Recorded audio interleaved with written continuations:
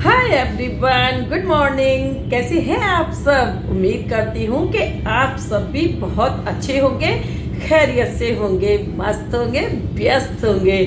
आज आप लोगों के लिए लाई हूँ एक रोचक प्रसंग, दुख ईश्वर की देन। कहेंगे कि दुख ईश्वर की देन कैसे हो सकता है, तो इसी पर मैं आप लोगों के लिए एक रोचक प्रसंग लाई हूँ। जब भगवान सृष्टि की रचना कर रहे थे तो उन्होंने जीव को कहा कि हे जीव, तुम्हें मृत्यु लोक में जाना पड़ेगा क्योंकि मैं सृष्टि की रचना कर रहा हूँ। ये सुनकर जीव की आंखों में आंसू आ गए। जीव बोला, प्रभु कुछ तो ऐसा करो कि मैं आपके पास आ सकूं। जीव पर भगवान को दया आ गई और उन्होंने सबसे पहला कार्य किया कि संसार की हर चीज में अतृप्ति मिला दी और जीव से कहा कि तुझे संसार में कुछ भी मिल जाए परंतु तू हमेशा अतृप्त ही रहेगा, तुझे कभी भी तृप्ति नहीं मिलेगी और तृप्ति जब भी मिलेगी जब तू मेरे पास आएगा। और दूसरा, सभी के हिस्से में थोड़ा थोड़ा सा दुख मिला दिया है ताकि तू लौट करके मेरे पास आ सके। इस प्रकार हर किसी के जीवन में थोड़ा थोड़ा दुख जरूर है। जीवन का दुख या विषाद हमें ईश्वर के पास ले जाने के लिए बना है, लेकिन हम चूक जाते हैं। यहाँ हमारी समस्या क्या है कि जब भी हमारे ऊपर कोई दुख आता है तो हम भागने लगते हैं ज्योतिषियों के पास, अपने रिश्तेदारों के पास, अपने सगे संबंधियों के पास, दोस्तों और रिश्तेदारों के पास। और कुछ होने वाला तो होता नहीं है, बस थोड़ी देर का संतोष होता है, एक मानसिक संतोष। यदि हम अपने दुखों से नहीं घबराएं और ईश्वर का प्रसाद समझ करके अपने दुखों को ग्रहण करें, उनको झेलने की क्षमता बढ़ाएं, बिल्कुल भी घबराएं नहीं, ईश्वर का प्रसाद समझकर इसको अपने अंदर ग्रहण कर लें तो बात ही बन जाए। यदि हम ईश्वर से विलग होने के दिनों की बात याद कर लेते हैं तब तो हमें कोई दुख रह ही नहीं जाता है और बात बन जाती है, जीव दुखों से पार हो जाता है। दुख तो ईश्वर का प्रसाद है। दुख के आने का मतलब होता है कि हमारा ईश्वर के पास का बुलावा और हमारा ईश्वर हमें याद कर रहा है। हम पहले भी ये दुख और विषाद संतों के लिए ईश्वर का बुलावा बन चुका है और ईश्वर प्राप्ति का मार्ग बन चुका है कि संसार में हर चीज जो बनी है वो अतृप्ति से भरी है। दुख विषाद हमारे ईश्वर की प्राप्ति का साधन है। तो जब हमारे जीवन में कभी कभी बहुत ज़्यादा प्रॉब्लम्स आ जाते हैं या बहुत दुख आ जाते हैं तो हम सभी कहीं ना कहीं बहुत घबरा जाते हैं। और यहाँ इस प्रसंग के सुनाने का भी मकसद यही है कि हमें अपने दुखों से, अपनी तकलीफ़ों से बिल्कुल भी भागना नहीं है, बल्कि उसका डट के सामना करना है। और ऐसा कभी आपने होते हुए नहीं देखा होगा कि किसी व्यक्ति ने अपने संघर्षों को जिया है या अपनी लाइफ में आने वाली परेशानियों का डटकर सामना किया है और दृढ़ निश्चय के साथ अपना कर्म किया है तो उसे सफलता नहीं मिली हो। गुरुजी एक प्रसंग सुनाया करते थे जब हम छोटे छोटे थे। हम मंदिर में संतों की टोलियां आया करती थी, प्रवचन हुआ करते थे। हमारे राम दरबार में प्रवचन के लिए संत इकट्ठे हुआ करते थे। उसमें हमारे गुरुजी वशिष्ठ जी करके, बहुत छोटी थी मैं तब की बात है, वशिष्ठ जी आया करते थे।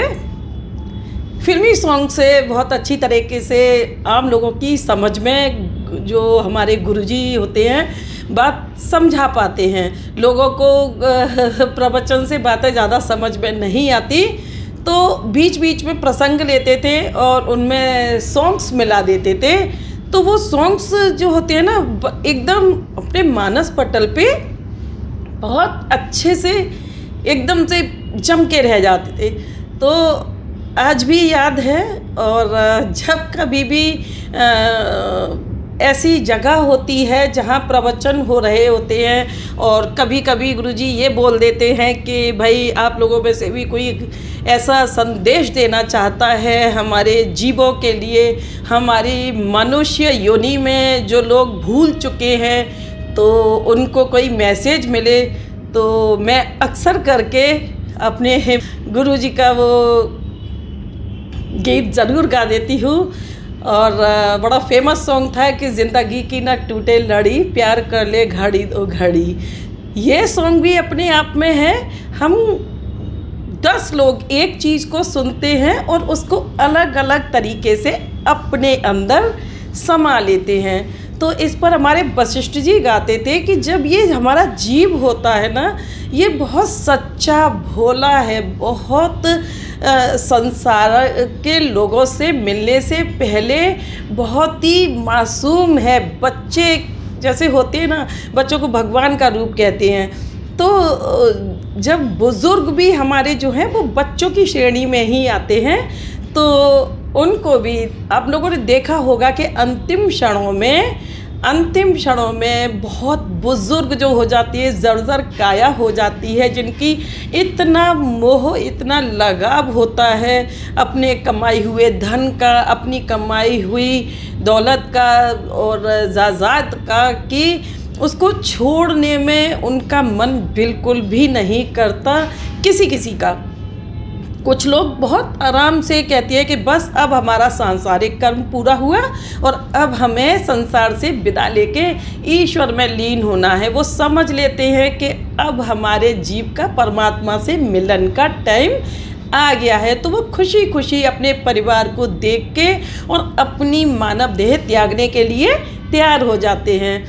तो हमारे गुरुजी बड़े प्यार से कहते थे बुज़ुर्गों की टोली को खास कर इशारा करके कि एक छोटा सा प्रसंग सुना देता हूँ। कहीं बेटे पिता के झगड़े आ रहे हैं, कहीं सास बहू के झगड़े आ रहे हैं, बुज़ुर्ग चलने फिरने में सक्षम नहीं हैं और फिर भी उनको जीने की बहुत लालसा है और उनका मोह ख़त्म नहीं हो रहा। तो उसके लिए वो गाया करते थे कि मौत तेरे से रहने खड़ी, नाम जप ले हो नाम जप ले घड़ी दो घड़ी हो, मौत तेरे से रहने खड़ी, नाम जप ले घड़ी दो घड़ी।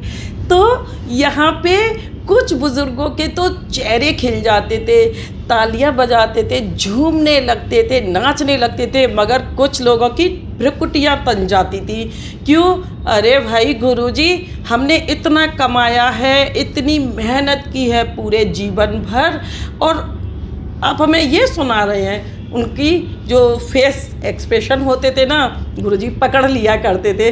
तो बच्चे भी जैसे होते हैं ना, कभी कभी हम अपने बच्चों को रोकते हैं तो बच्चों को कोई बच्चा हमारी बात मान लेता है और उस काम को रोक देता है, और कुछ बच्चे उद्दंड जो होते हैं बार बार कहने के बाद भी हमारी बात नहीं मानते हैं। तो इसी तरीके से हमारा जीव जो है, जो उद्दंड जीव होता है, वो महापुरुषों की बातों को सुनना ही नहीं चाहता, बहुत बुरी लगती हैं उसको वो बातें। और जो बच्चा मासूम जीव होता है वो अपने अंदर धारण कर लेता है उस बात को। और जैसे हमारी उम्र के जो बच्चे जाते थे, बहुत ही ज्ञानी थे मेरी नज़र में गुरुजी मेरे ग्रैंड मदर के और फादर के गुरुजी थे वो, तो मैं भी उनको वही स्थान देती हूँ।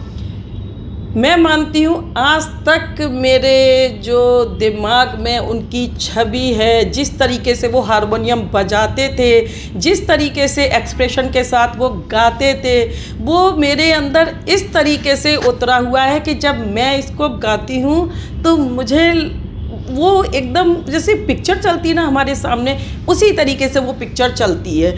तो यहाँ जो जीव है उसको बहुत ज़्यादा कंट्रोल में करने की ज़रूरत है हमारे जीव को। यानी कि बच्चा, जब बच्चा इस दुनिया में आता है, जीव उस दुनिया में आता है तो बिल्कुल एक कोमल मासूम सा सच्चा जीव होता है। उसे किसी की बुराई भलाई चोरी डकैती अच्छे बुरे किसी चीज़ का ज्ञान नहीं होता।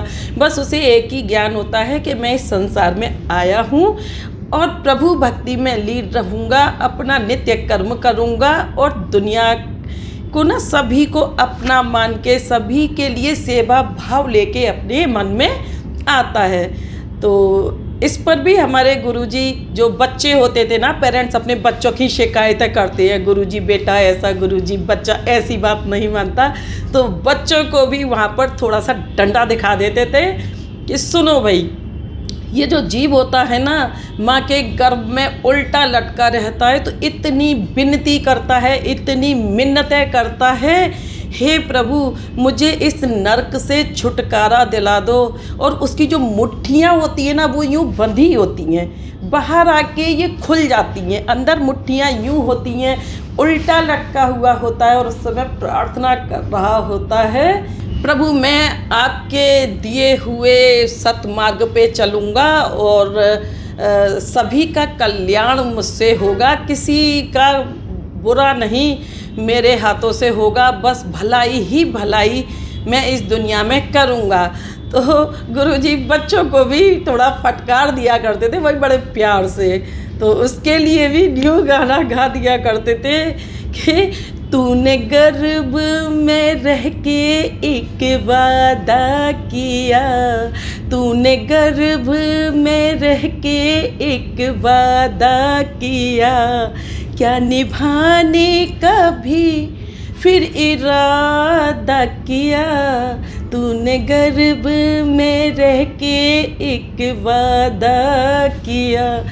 बच्चे ना छम हो जाते थे, किसी की आवाज़ नहीं आती थी, कुछ भी नहीं आती थी, पेरेंट्स की शक्ल ऐसे ताकते थे पता नहीं कौन सा गुनाह करके बैठे हैं और गुरुजी कौन सी छड़ी चला रही हैं। आज इस चीज़ की बहुत कमी है, बहुत सारी चीज़ों ने जगह ले ली है और हमने भी उन चीज़ों का आदी बना दिया है, खुद को दूर रखें उन चीज़ों से और अपने बच्चों में वही जान फिर से डालें, बच्चों को पल पल पे याद दिलाएं।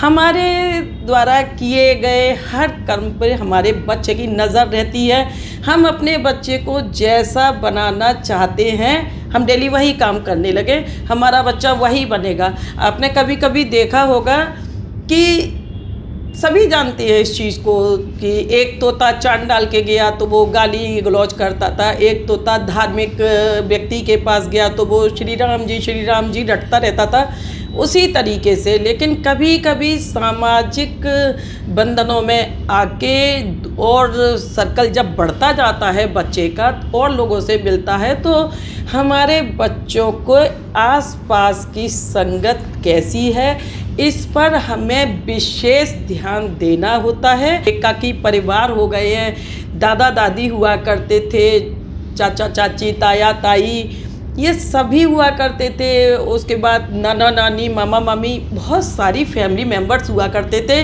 कि बच्चा एक की नज़र से हटता था दूसरे की नज़र में आ गया, दूसरे की से हटता था तीसरे की नज़र में आ गया। बट आज केवल माँ और पिता के पास ही बच्चा घूमता है। तो पिता होते हैं ऑफिस में, पिता होते हैं वर्क में और माँ अपने घर के कामों में। भाई ज़्यादा कुछ नहीं कहूँगी। और सबसे ख़राब कीजिए, हर चीज़ की जानकारी लीजिए, हर चीज़ का इस्तेमाल सीखिए, किसी चीज़ का मिसयूज मत कीजिए। आप खूब मोबाइल सोशल साइट पे हैं, अच्छी बात है, अच्छी जानकारियों को अगर आप ले रहे हैं अच्छी बात है, लेकिन अगर आप इसके चक्कर में अपने बच्चों की परवरिश को भूल रहे हैं तो ये हमारे आने वाले भविष्य के लिए बिल्कुल भी अच्छा नहीं है। हमारे बच्चों पे हम ज़्यादा नज़र नहीं रख सकते तो इतनी नज़र तो रख सकते हैं कि बच्चा कब कहाँ किससे मिलता है, किसके साथ बैठता है।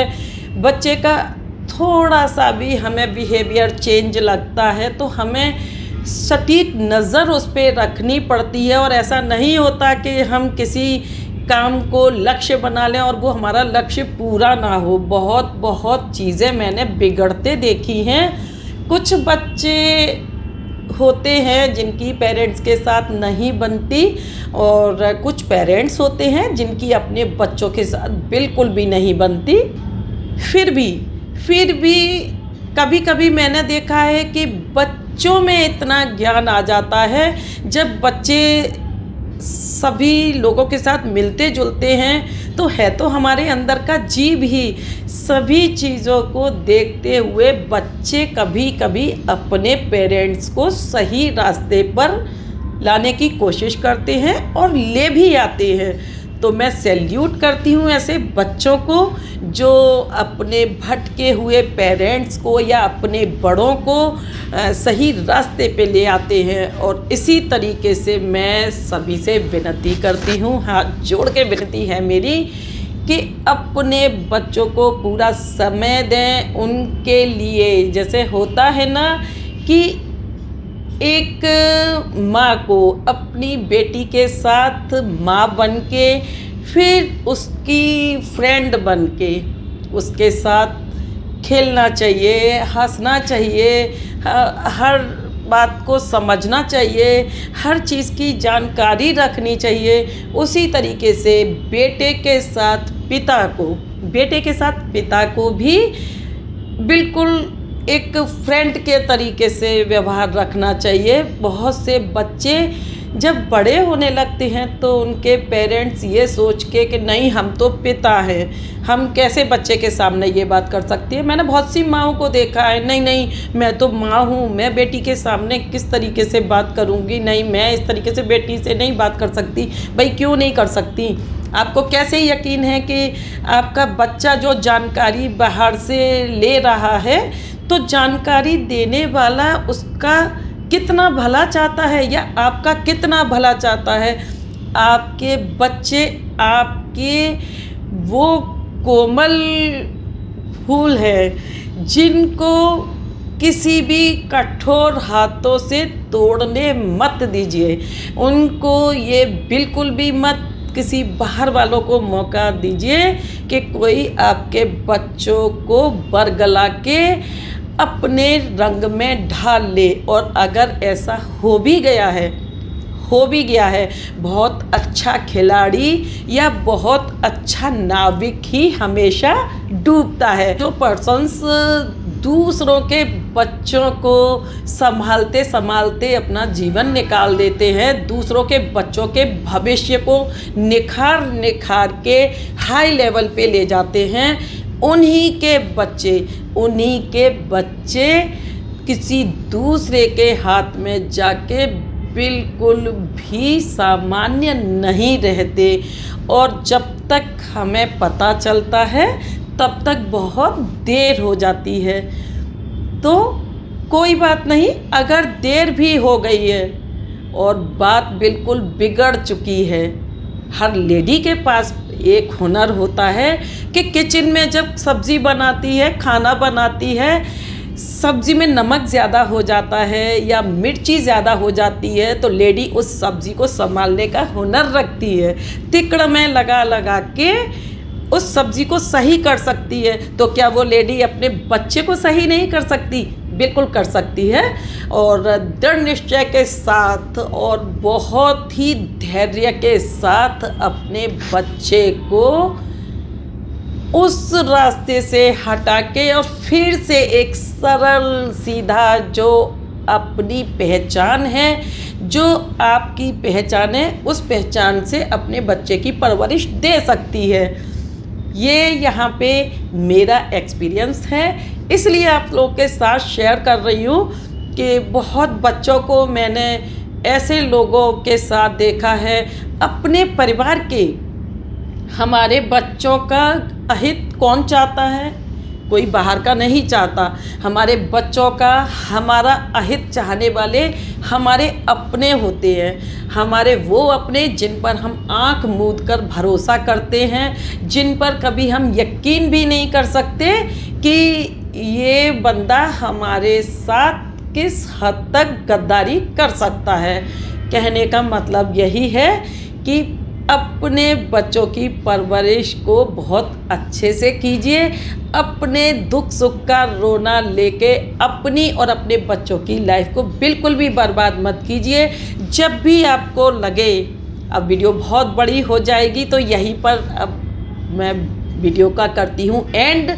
लास्ट में एक बात कहती हूँ, आप लोग को ज़रूर अच्छी लगेगी और अच्छी लगे तो इसको अपने अंदर ज़रूर से लीजिएगा कि जब आपको ये लगे कि मेरा दुख बहुत बड़ा है, मेरे ऊपर भगवान ने ये सबसे बड़ा दुख डाल दिया है, उसी पल आप कुछ भी नहीं, मूवीज़ देखते हैं ना बस। तो एक सॉन्ग था कि दुनिया में कितना गम है, मेरा गम कितना कम है, औरों का गम देखा तो मैं अपना गम भूल गया। इस गाने को जब भी याद कर लेंगे ना, मुझे बहुत सारे लोगों ने ये एग्ज़ाम्पल दिया है, बहुत सारे लोगों ने मुझे ये एग्ज़ाम्पल दिया है। मैं बड़ी चुन चुन के आप लोगों के लिए टॉपिक्स लाती हूँ कि जब मुझे बाहर के लोगों से बहुत तारीफ़ें मिली है ना, तो मुझे लगता है और उन्हीं लोगों ने मुझे मोटिवेट किया है कि मैं जब किसी 10 लोगों की लाइफ को संभाल के लाइन पे लाने का हुनर रखती हूँ, तो आज सोशल साइट पे बहुत सारे लोग हैं, तो मुझे भी आना चाहिए। और आ गई और देखती हूँ कि इस सब का कितना मुझे रिज़ल्ट कैसे मिलता है। लोगों को मेरी बातें हकीकत में अच्छी लगती हैं या नहीं, तो रिक्वेस्ट करूँगी आप लोगों से कि जो मैंने प्रसंग सुनाया है उस प्रसंग को ऐसे ही ना लें। ये पुराणों में हमारे जो संत हुए हैं और बहुत महापुरुष हुए हैं, उन लोगों ने हमारे लिए ये रचनाएं लिखी हैं, तो उनको यूं ही जाया ना जाने दें। भी एग्जाम्पल मेरे घर से मैं दूंगी, कितने भी बड़े हो जाए, मुझसे उम्र में बड़ी मेरी माँ की उम्र की लेडीज़ हैं। जब मैं अपनी ससुराल में आई तो मेरा जो अपना रूटीन वर्क रहता था, मैं वही रूटीन वर्क अपना निभाती रही, चाहे जो भी हो जाए। कुछ लोगों को मैं बहुत अखरती थी, बहुत ज़्यादा अखरती थी। उन लोगों को भी ये मानने पे मजबूर होना पड़ा कि हाँ, मेरे अंदर कुछ तो है। तो मेरी चीज़ों को फॉलो करना स्टार्ट कर दिया। पूजा पाठ हुआ, खाना बनाना हुआ, या कोई भी एक ऐसी मेरी हैबिट जो अच्छी लगी वो उन्होंने खुद में ले ली। और छोटे मोटे त्योहारों पे या किसी चीज़ में जब मुझसे मेरा सजेशन लिया जाता था तो मेरे हस्बैंड को बहुत अच्छा भी लगता था और हंसते भी बहुत थे और कह भी देते थे सभी के सामने कि आप लोगों से इतनी छोटी हैं फिर भी आप इनसे पूछते हो। तो ये मत सोचिए, ज्ञान हमें एक बच्चे से भी मिल जाता है। कभी कभी एक बच्चा हमें वो समझा जाता है जो हम बड़े होके नहीं समझ पाते, या बड़ों की भाषा से हमें समझ नहीं आता। जानते हम सभी हैं, भूल जाते हैं। उसे याद दिलाने का ज़रिया क्या है? थोड़ा सा ही टाइम निकालें, सुबह का 1 घंटा अपने लिए निकालें और उस 1 घंटे में कितने भी आप बिज़ी हों, अपने दैनिक कर्म कर रहे होंगे, उस वक्त तो आप फ्री होंगे। तो आजकल चैनल्स हैं काफ़ी सारे, उसमें कथा, भागवत, प्रवचन, बहुत अच्छी चीज़ें। आप डेली ये सोचें कि मुझे एक सुविचार आज सुनना है और खुद के अंदर उसको उतारना है, बस लाइफ बन जाएगी। जो हम सुबह के टाइम थोड़ा सा भी सुनते हैं ना, वो हमारे पूरे दिन के लिए एक तरीके का, हमारा मोबाइल होता है ना, मोबाइल को हम करते रहते हैं चार्ज, उस तरीके से हमारी चार्जिंग हमारी स्टार्टिंग से होगी तो हमारा पूरा दिन बहुत बेस्ट जाएगा और बहुत ही अच्छे तरीके से गुजरेगा और हमारे द्वारा और लोगों का भी दिन अच्छा होने के चांस बढ़ जाते हैं। यहाँ पे लेती हूँ मैं आप लोगों से विदा। छोटे छोटे से प्रसंग लेके आती हूँ, कभी कभी ये बड़े भी हो जाते हैं तो उसके लिए सॉरी। और अब चलते चलते कर देती हूँ एक रिक्वेस्ट, अगर मेरा वीडियो अच्छा लगे, मोटिवेट करे आपको, तो प्लीज़ लाइक कर दें मेरे चैनल को और सब्सक्राइब कर लें फ्रेंड्स एंड फैमिली के साथ। पहली बार आए हैं तो बेल आइकन को प्रेस करना बिल्कुल भी ना भूलें ताकि मेरे वीडियोस के नोटिफिकेशन फर्स्ट आपके सामने हो। हंसते रहें, हंसाते रहें, मस्त रहें, व्यस्त रहें। Thanks for watching.